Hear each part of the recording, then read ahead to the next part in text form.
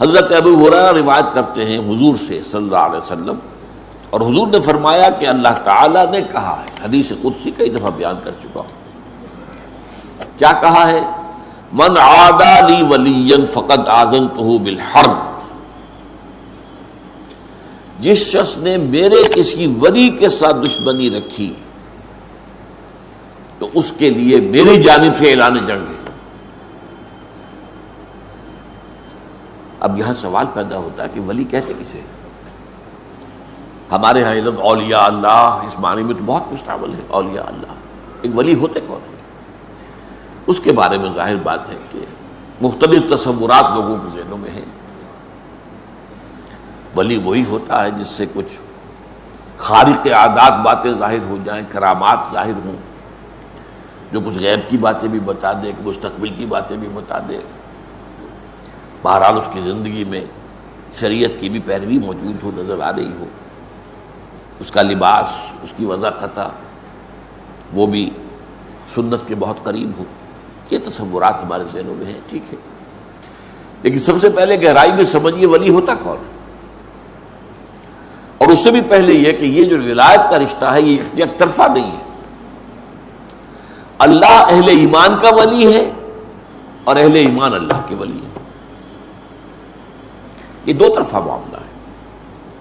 اللہ اہل ایمان سے محبت کرتا ہے اور اہل ایمان اللہ سے محبت کرتا ہے، دو طرفہ معاملہ ہے۔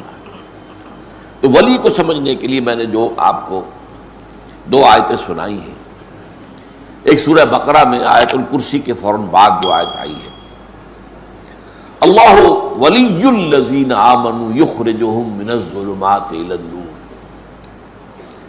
اللہ تعالیٰ اہل ایمان کا ولی ہے، دوست ہے، ساتھی ہے، مددگار ہے، پشت پناہ ہے، یہ سارے الفاظ جمع کر لیں آپ تو لفظ ولی بنے گا۔ اللہ ولی الذین آمنوا، اللہ ولی ہے اہل ایمان کا، اور اس کا ظہور کیا ہوتا ہے؟ یخرجہم من الظلمات الی النور، وہ نکالتا رہتا ہے اہل ایمان کو تاریکیوں سے نور کی طرف۔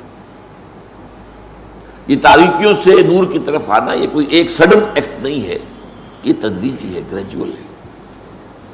اس کا آغاز تو اسی سے ہو جائے گا جب کسی شخص نے زبان سے کلمہ شہادت ادا کیا، اشہد ان لا الہ الا اللہ وحدہ لا شریک لہ واشہد ان محمدا عبدہ ورسولہ صلی اللہ علیہ وسلم، یہاں سے وہ رشتہ شروع ہو گیا۔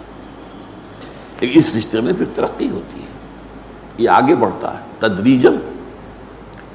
اسی طریقے سے وہ ایک ظلمت میں سے نکل کر تو نور میں آ گیا، کفر سے، شرک سے، لیکن پھر اس کے بعد ابھی تو اور بہت سے پردے ہیں جنہیں چاک کرنا ہوگا، جن میں سے نکلنا ہوگا، اور اس نور کے اندر اضافہ ہوگا، جیسا کہ سورہ تحریم میں فرمایا ہے کہ قیامت کے دن جو اہل ایمان ہوں گے ان کا نور ان کے آگے اور داہنی طرف بہتا ہو، جو دوڑتا ہوگا، اب وہ کہیں گے ربنا اتمم لنا نورنا واغفر لنا انک علی کل شیء قدیر، پروردگار ہمارے لیے ہمارے اس نور کو کامل فرما دے۔ اس کی وجہ کیا ہے کہ دنیا میں ایمان میں سب برابر نہیں تھے، ایک ایمان ابو بکر صدیق کا تھا، ایک عام صحابی کا تھا، ایک ہم میں سے کسی کا، زمین و آسمان کا فرق ہو جائے گا۔ اسی ریشیو پروپورشن سے نور ملے گا میدان حشر میں، جبکہ کہیں نور نہیں ہوگا، اندھیرا ہوگا، دھوپ اندھیرا، اور پل صراط پر سے گزرنا ہے جس کے نیچے جہنم ہے، ذرا ٹھوکر کھائی اور گئے اور گر گئے۔ اس کا نقشہ جو ہے سورہ حدید میں کھینچا گیا ہے کہ اہل ایمان تو گزر جائیں گے، ان کے پاس نور ہوگا سامنے بھی اور داہنی طرف بھی، سامنے نور ایمان کا ہوگا، داہنی طرف اعمال صالحہ کا۔ منافقوں کے پاس ہوگا نہیں، دنیا میں وہ ان کے ساتھ تھے، کوئی نور نہیں ہوگا۔ اور وہ اہل ایمان سے کہیں گے انظرونا نقتبس من نورکم، بھائی ذرا آرام سے ٹھہر ٹھہر کر چلو، تمہاری روشنی سے ہم بھی فائدہ اٹھا لیں، ہمارے پاس تو نہیں ہے۔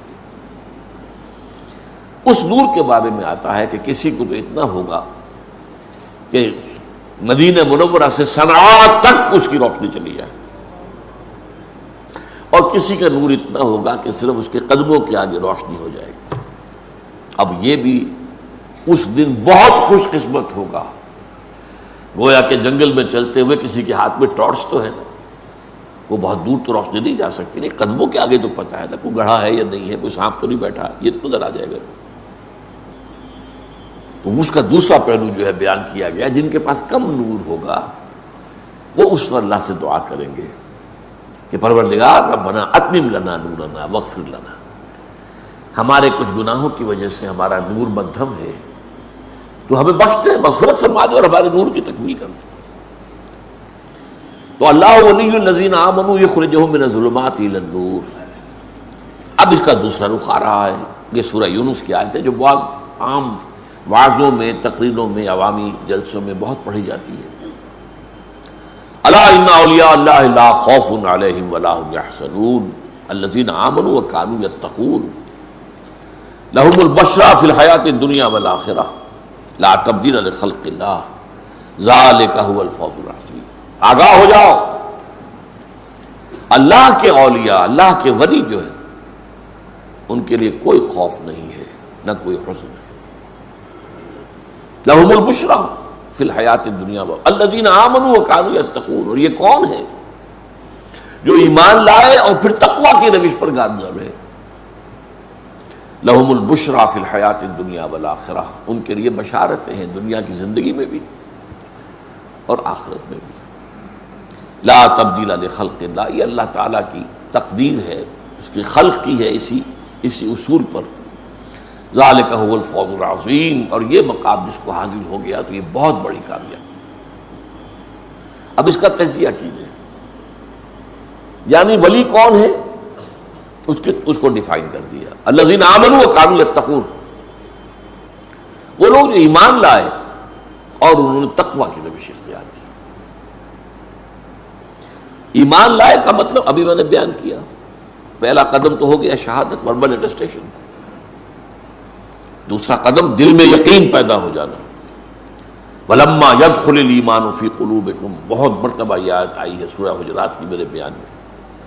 ابھی تک ایمان تمہارے دلوں میں داخل نہیں ہوا، یہ بدو دعویٰ تو کر رہے ہیں لیکن یہ اسلام لائے ہیں، ایمان ابھی نہیں لائے۔ ایمان تو تب ہوگا جب کہ دل کے اندر یقین پیدا ہو۔